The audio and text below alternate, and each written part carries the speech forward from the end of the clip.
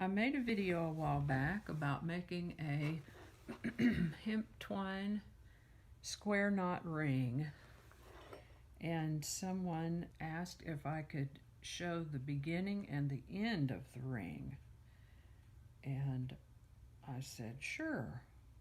I think my main focus in that video was how to get the square knots right, because that's a little confusing to me sometimes. But I will show you today how to start that ring and how to finish it. And we'll start with, it's good if you have a mandrel, a ring mandrel. This is an old, I think, steel one. I've had it for a long time, as you can tell by its aged, weathered appearance. They're easy enough to come by at your big craft stores like I think Hobby Lobby might have them, but Michael's or Joann's. If you order online, Fire Mountain or Rio Grande will certainly have them, and I know that there are plenty of other places that you can get a ring mandrel from. You'll need some fabric glue. This is Fabric Fuse. I believe I picked it up at Hobby Lobby. You'll need some cord to knot. This is hemp cord. I particularly like hemp cord for this kind of project because it holds its shape really well. It's durable as iron. It wears like iron, but it gets softer as it ages, so that's really nice. I have a hemp twine bracelet that someone made me over 30 years ago, and it's still just as stout as ever, but it's soft. It's so soft. So ring mandrel, twine, fabric glue, scissors, and washi tape is helpful. You could put the washi tape on your mandrel at the size marker where you need to make your ring. So for this project, I'm going to make it to fit me, and we'll need about a yard of twine. Now on these little spools, just look for that rough edge and give it a tug. And there's the end of your line. An old-timey measure for a yard is to hold it at your nose and stretch your arm all the way out. You could also call that half a wingspan. So I'm going to cut it a yard and change, just a little bit longer than a yard. And we'll set this aside. First thing we want to do is find the ends. And find the ends, bring them together. This is a measuring tactic. So we find the ends and then we pull it down to where the middle is. So now we have the middle, and you want to do this kind of a slip knot kind of thing like this. How I do that is to put my thumb and forefinger inside and bring this down and bring this together, and there it is. And what I'm going to do is I'm going to actually measure it on my finger, because when we make the knots it makes the interior diameter a little smaller, so you actually want to make this part of the ring a little bit larger than you ultimately want it, but not too much, because it may stretch a little bit over time. Not too much though. It really holds its shape amazingly well, but you want it to be loose enough that you can work with it. Now what I like to do next is to go ahead and put it on the ring mandrel, holding that size right there, and actually it's gonna go a little bit farther up than where I have that tape. We'll move that tape, and so I have this loop ring on here. And I've got a little elastic on my lap desk here, so I'll put that right there to hold it. And we'll just put the tiniest little dab of fabric glue right there.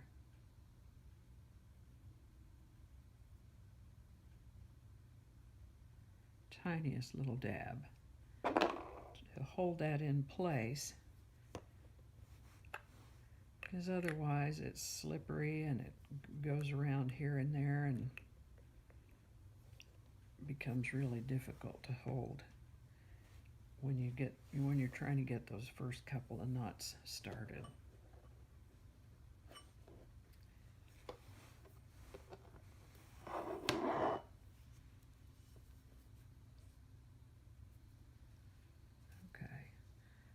So we're going to let that get sticky. In the meantime, we're going to move the washi tape. I actually have a fresh piece here somewhere, I think. Nope, I've lost it in the process, so we'll see if we can use this one again. I'll usually put that washi tape where I want this to meet it. And so that's going to be about 1, 2, 3. Well, that's right about 10, actually.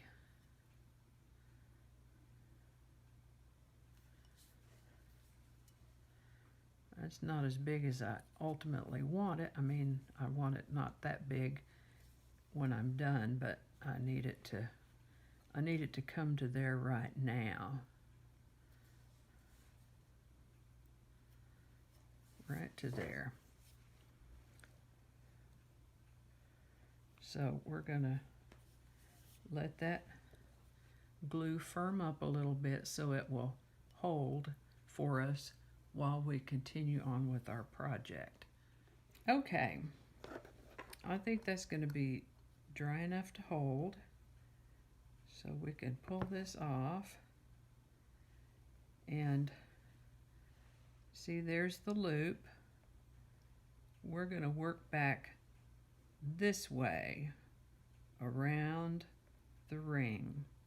You want to keep these two straight. Don't let them get crossed up. I guess it wouldn't be the end of the world if they did, but you want to keep them straight. And probably the easiest way to start is to lay your twine on your mandrel up here so that you have room to work. And you're going to take one of these, and what we're going to do is we're going to come in front. I hope you can see this. Come in front with one of these lines. With the other line, we're going to come over that tail.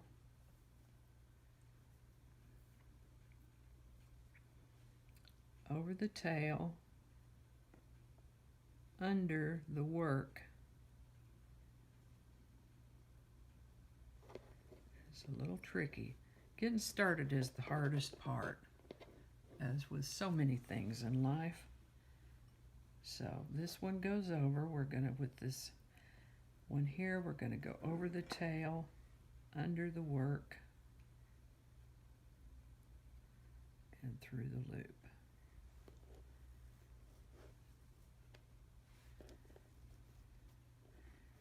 If you have pulled your cord off a spool like I did and this curliness is driving you crazy, one way to get around that is to take your length, dampen it, and then hang it somewhere with the weight on the end to pull that curl out. If I were doing production, that's probably what I would do. But I don't do that much of this. So now you will pull these tight. You want to preserve that position there. You want to preserve where it is. So we're going to pull it down to the washi tape and make sure we haven't stretched it out or cinched it up too tight. And then we'll pull this good and snug, this first knot. Okay, in the square knot, what you do is you alternate which side goes over the top. So the first one, this side came over first. This time, this side will come over first. And then this side, this strand will come over the tail,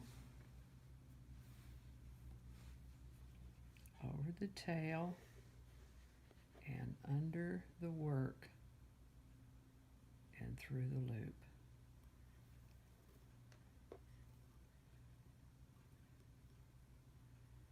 Like so. And then pull that knot up good and snug. Good and snug. And we can check it again to make sure it's staying where we want it to. Okay. There. We could leave it right there, except we can't get under it to make our knots. Kind of almost veered off camera there, so we'll pull it back down to where we can get under it to make our knots.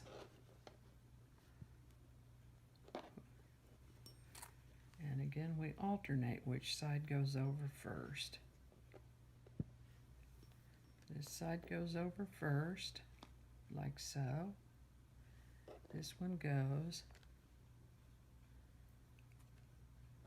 over the tail,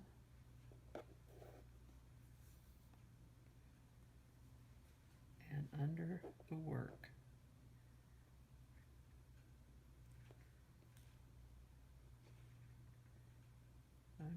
Under, there you go, and through the loop. Over the tail, under the work, and through the loop. See? And then pull it up snug. For just the first few knots, we'll pull it back down to the tape.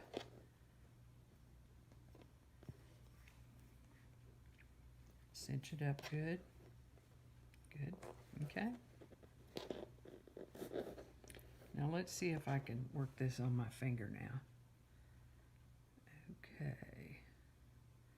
So the one that is underneath there is the one that will go over here. This one goes over the tail, under the work, and through the loop.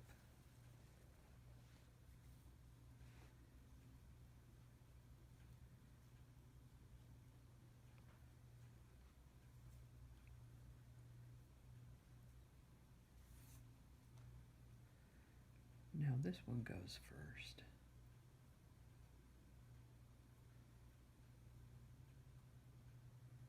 And this one goes over the tail,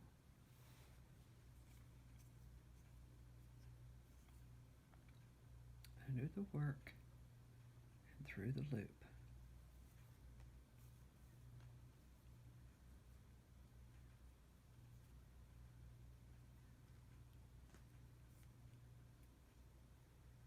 Like so.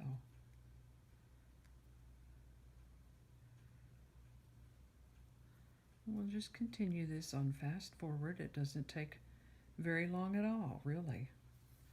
It doesn't take very long at all to complete this ring.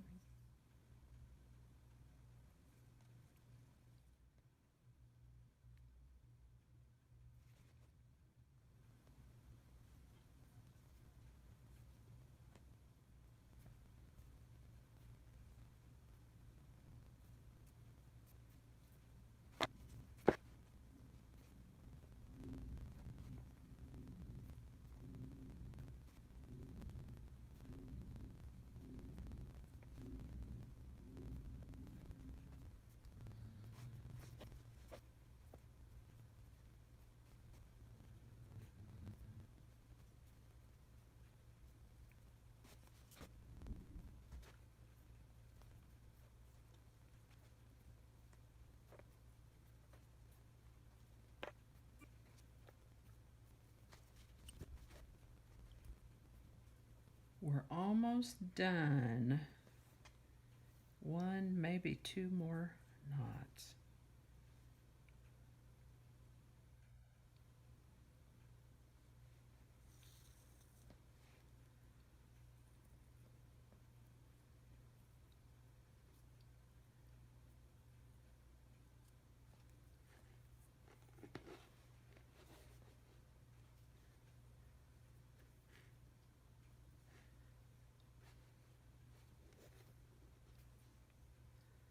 I think we will do one more, just one more.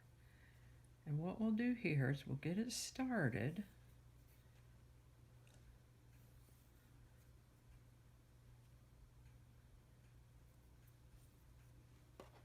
We'll get it started, but before we cinch it up tight, we'll put a little bit of glue in there to grab those fibers. Okay, let's make sure the glue is still flowing. Good. Okay. So what we're going to have is we're going to have this one and that one. So we'll just put this right here. Just a little bit of glue, not too much.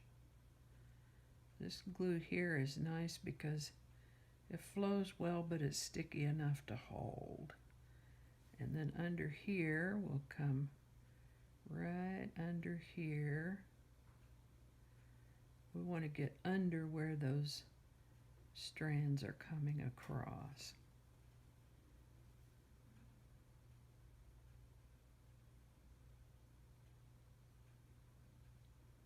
Like so. And then I'm going to put the lid back on that glue because we don't really want it to dry out before we're ready for it to dry out. Okay. And then we will pull those last two knots up tight. There and there. Like so. So we've caught it underneath and on top. And then we will let this dry and then we'll trim those ends. But the other thing let's do is just give it a run up on the mandrel right quick to make sure everything's plenty tight. We don't want to glue it here though because we don't want to glue it to the mandrel. Okay.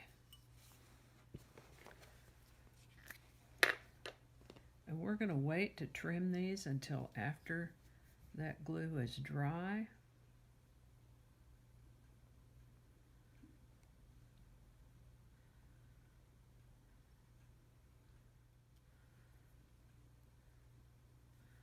It holds astonishingly well, this glue does. Okay. We let that dry. And then we'll trim the ends. Whoop, there goes the lid. Once your glue is good and dry, you can come back in with your really sharp scissors. You can tell it's dry because it dries clear. It doesn't have any more of that whiteness left. Come with your really sharp scissors and just trim it close on both sides. I know that seems a little risky, but that glue is pretty amazing. If you're uneasy about that, simply dab another little bit of glue on there to catch those raw ends, but you've already glued it twice. It's not very likely to come undone. And then let it dry again. So you can't even tell where that other glue was. Alrighty, it's all done and dry. Done, dry, and trimmed. And yep, it fits. So that's how to make a macrame ring from start to finish. Let me know if you have any questions. Give it a like if you enjoyed this video, and please consider subscribing. Thank you so much, and I'll see you next time.